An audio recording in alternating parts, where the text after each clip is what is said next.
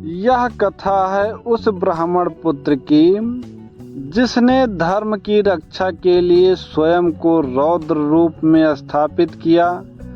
यह गाथा है उस महायोद्धा की जिसे स्वयं भगवान विष्णु का छठा अवतार माना गया। यह कहानी है परशु धारण करने वाले राम की, भगवान परशुराम की। भगवान परशुराम का जन्म त्रेता युग में हुआ था। उनका जन्म वैशाख मास की शुक्ल तृतीया को हुआ, जिसे आज हम परशुराम जयंती के रूप में मनाते हैं।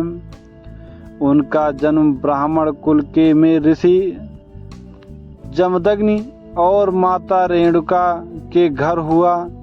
जमदग्नि सप्त ऋषियों में से एक भृगु ऋषि के वंशज थे। भृगु वंश को ब्राह्मणों का प्राचीनतम और सर्वश्रेष्ठ वंश माना जाता है।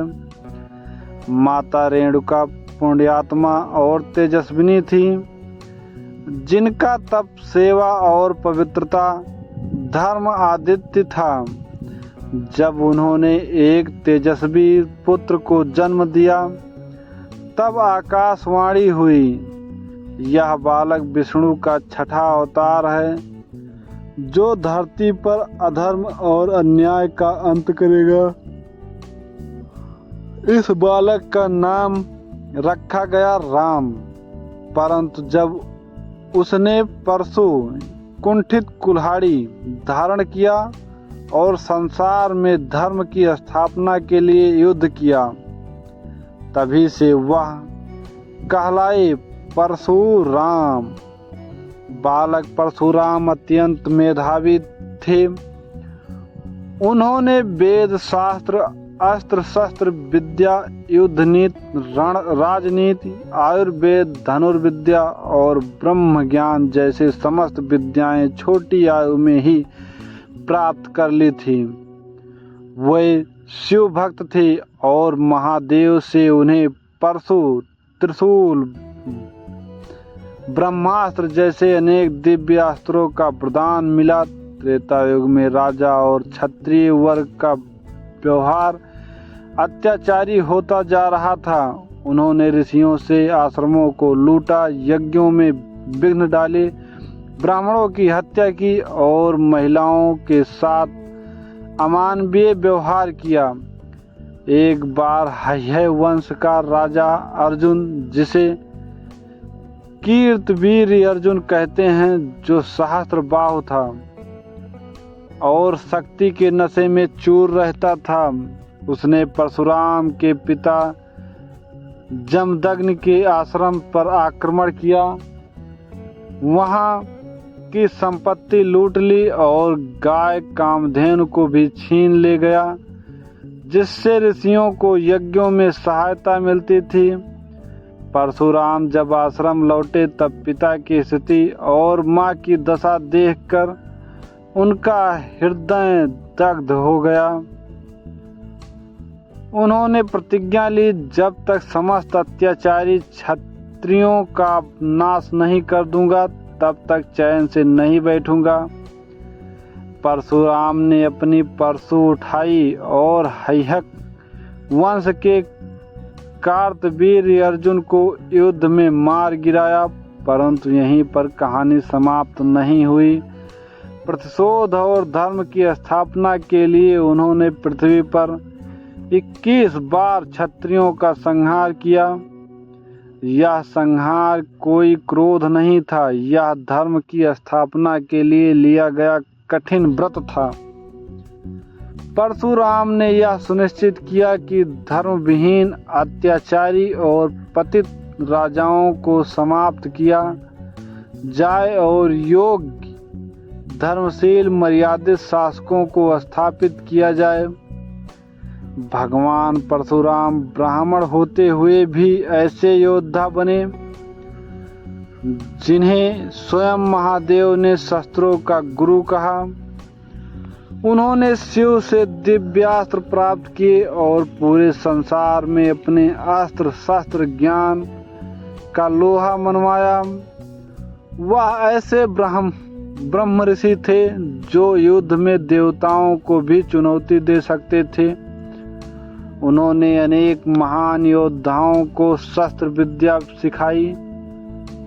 भीष्म पितामह, गुरु द्रोणाचार्य, कर्ण अंगराज, रुक्मिणी का भाई। जब राम ने जनकपुरी में शिव धनुष को तोड़ा तब परशुराम को यह समाचार मिला। उन्हें लगा कि कोई सामान्य मनुष्य शिव के धनुष को कैसे तोड़ सकता है। वे तुरंत मिथिला पहुंचे और श्री राम से उनका परिचय हुआ। पूछा। जब श्री राम ने विनम्र भाव से अपनी पहचान दी तब परशुराम का क्रोध शांत हुआ और उन्होंने श्री राम को पहचान लिया। तुम वही हो जिसमें मैं स्वयं को देख रहा हूँ। तुम ही वह राम हो जिनमें के हाथों मेरा कार्य पूर्ण होगा। अब मैं संसार के कर्मों से निवृत्त होता हूँ। यह संवाद अत्यंत भावनात्मक और ब्रह्म रहस्य से भरा हुआ था। भगवान परशुराम जो चिरंजीव कहा गया है,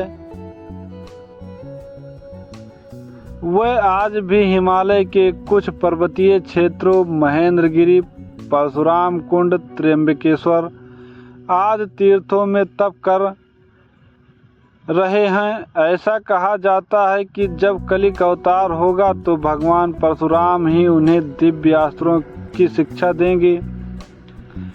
उनकी तप स्थली पर आज भी लाखों श्रद्धालु जाते हैं। परशुराम मंदिर झांसी, परशुराम कुंड अरुणाचल प्रदेश, परशुरामेश्वर मंदिर महाराष्ट्र, जनपाव हिल मध्य प्रदेश जहां उनका जन्म हुआ, गोकर्ण तीर्थ कर्नाटक। वैशाख शुक्ल तृतीया को भगवान परशुराम का जन्म हुआ था। इसी तिथि को अक्षय तृतीया भी कहते हैं। एक ऐसा दिन जो शुभ और पुण्यदायी होता है। इस दिन बिना मुहूर्त के विवाह, यज्ञ, दान, तप आदि किए जाते हैं। परशुराम जयंती केवल एक पर्व नहीं बल्कि ब्राह्मण तेज धर्म की रक्षा और ज्ञान व शक्ति के संतुलन का प्रतीक है। वर्तमान युग में यह संदेश देती है, ज्ञान और शक्ति का उपयोग तभी सार्थक है जब वह समाज की रक्षा और धर्म की स्थापना के लिए हो। आज हर दुनिया जाति, धर्म, शक्ति और स्वार्थ में बंटी हुई है। भगवान परशुराम की गाथा हमें सिखाती है, धर्म की रक्षा के लिए कर्मशील बनो, अन्याय के खिलाफ आवाज उठाओ। ब्राह्मण सिर्फ उपदेशक नहीं, धर्म रक्षक भी हो सकता है। संतुलित जीवन जियो, ज्ञान और शक्ति दोनों का सदुपयोग करो। परशुराम कोई केवल एक योद्धा नहीं थे, वे धर्म के दीपक थे, ब्राह्मणत्व की ज्वाला थे। वे चेतावनी थे अधर्म के लिए और प्रेरणा थे हर उस मानव के लिए जो धर्म के पथ पर चलना चाहता है। आज जब हम परशुराम जयंती मनाते हैं तो यह केवल पर्व नहीं, आत्म जागरण का अवसर है।